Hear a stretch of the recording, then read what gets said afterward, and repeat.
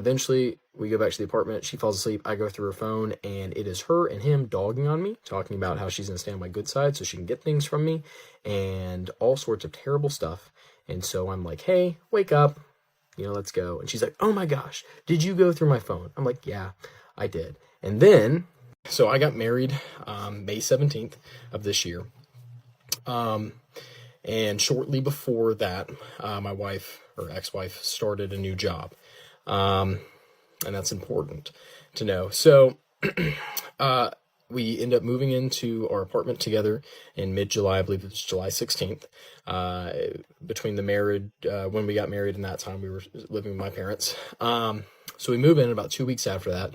My wife has just a breakdown, comes in my office, has a breakdown about, I feel like we might have rushed into this. We did things too soon, blah, blah, blah, blah, blah. And it wasn't like we need to split. It was just, I'm freaking out. So, okay, let's talk through it.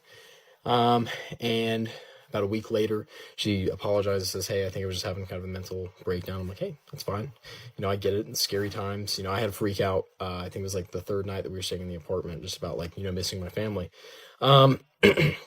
So some time goes on, and now we're in August, and there's another freak out. And I feel like we rushed into this, blah, blah, blah. Well, we meet with our premarital counselor. Well, our counselors, I guess, but they did our premarital counseling. We talked through it, and they're like, hey, this is super common. We see this in young married couples all the time. Let's, set some expectations for one another just so you guys can help each other out. And we did. And, I think in my head, things are going great. Okay, so Monday, September 15th rolls around, and I leave work a little early. She tells me that she wants me to come home so we can talk. And so we go home, or I go home, and I get there, and she's like, hey, I'm not ready to talk just yet. Go play the game. So I'm like, okay, I play the game for an hour. Go back in. Hey, I'm not ready to talk just yet. Go play the game. Okay, go back in for an hour. Whatever. So basically she tells me, hey, I don't know. I don't want to talk about this. I think that it's just not worth talking about. And me being an anxious person, I'm like, well, is it something small, or is it something like you want to move out? And she's just kind of like, I don't really know. I don't know. I feel like, there's just so many things happen so quick, and I don't know. Well, either way, we talked through things a little bit. I think she can tell that I'm upset. She could tell that I was upset, so she just kind of dialed back. Maybe, I don't know where her mind space is or head space is in any of this. Well, the following Saturday rolls around. Everything's all hunky-dory for me. I go out with my buddy. We put out some bags of corn and stuff. And then I get home. She's like, hey, when are you going to be home?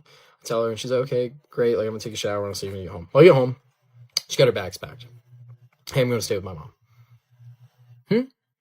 I need some space away. I might be back Wednesday. I don't know. Can we talk? Nope. Gone. Out the door. Gone. Poof. Gone. No contact that Sunday, that Monday. Then Tuesday night, I finally call her. Now, mind you, in between this, I'm over at my best friend's house. I don't know what's going on. I'm freaking out. And I say no contact. There were a couple texts sent. Well, she also goes over there and is with him and his girlfriend and just talking to them. And it's, they're trying to figure out what's going on. And they're asking the questions. Hey, is there anything going on that might be causing this? Is there anything, She's like, no, nothing. Well, so Tuesday night I call her. And this is now, let me get the date. Yeah, so Tuesday the 23rd of September, I call her, and things seem well. And I'm like, hey, do you want to go out tomorrow? She's like, yeah. So her and I go out. We have a great dinner, and she tells me, look, I've decided I'm not going to give up. I'm not going to run away. We're going to work on this together. I can't leave you. I don't want to leave you. I'm not going to leave you. Awesome. But you need to do this and this and this and this and this. And mind you, everything's been fairly normal for me up to this point, up until her leaving. So thing number one was therapy.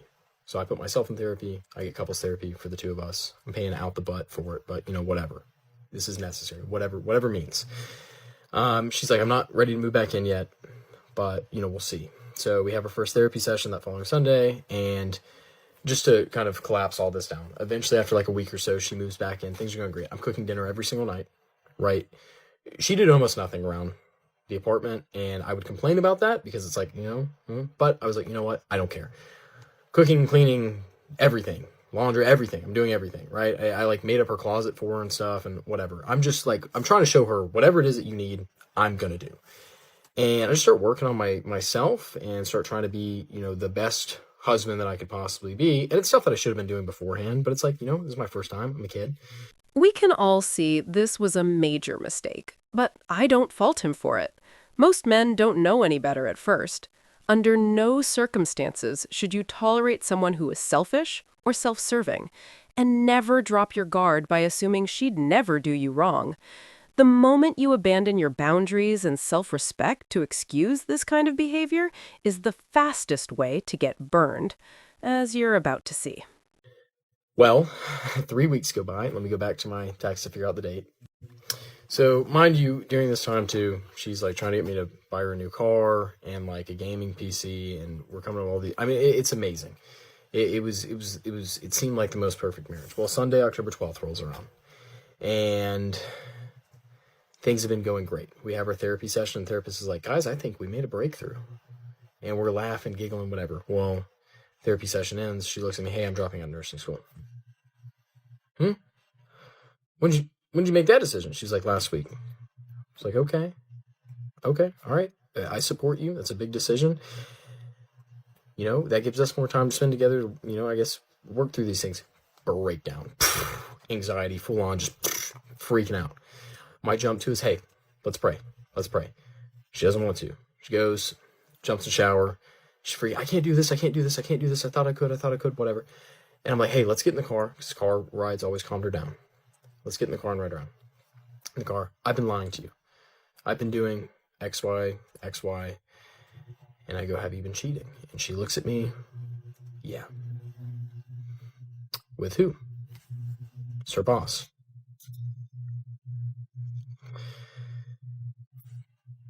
So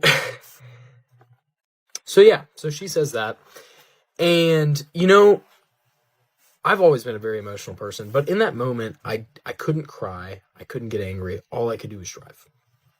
And in my head, I'm just praying while listening and trying to talk. And basically, she says, I find out over time that she had started emotionally cheating, which let's just call it what it is. She started cheating 2 weeks after we moved into our apartment. So mind you, this is 2 months after we get married. And that, if we do the timeline here, that's when the first freak out happened, when she came into my office. And then, apparently it was just that. And then towards the time of the second freak out, before she moved out, was when they had started making plans to be physical. And then during the time between that freak out and her moving out is when they actually did have a level of physical relation. And then, mind you, this all comes out the day before I'm supposed to hop on a flight for a promotion that I just received. And she tells me that this has been going on, that it's most likely going to continue going on. And not crying about it, not upset about it. Actually, I'll just tell you guys, laughing at my crying, because eventually I do start crying, of course. She's like, look, let's go back to the apartment, which is out there. And I'm like, okay. We get back to the apartment. She's like, look, I need to call him. Mind you, I'm falling apart. Look, I need to call him. I need to make sure he's okay. So she leaves for 2 hours while it's like 12 o'clock at night. I can't sleep. I can't do anything, right? I have a flight to catch the next morning. I can't do anything. I'm falling apart. Finally, she comes home. She's like, look, I don't want to talk about this. Let's just lay down. So I get like 2 hours of sleep, wake up, get on a flight, and absolutely bomb. Do terrible, right? Because how could you do well? And during this week, while I'm gone, all I'm thinking of is, okay, how am I going to fix this? I don't know how I'm going to fix it. How do you forgive? Well, I'm going to do it. I'm going to fix it. Like I've said before, I don't blame him for believing that being the best man he could be would somehow fix her. That's what most men think early on. What they don't realize is that many people like this are loyal only to their emotions in the moment. Dealing with someone like that is never worth your time, energy, resources, or sanity. That's why it's critical to never ignore red flags, never make exceptions, and never lower your guard.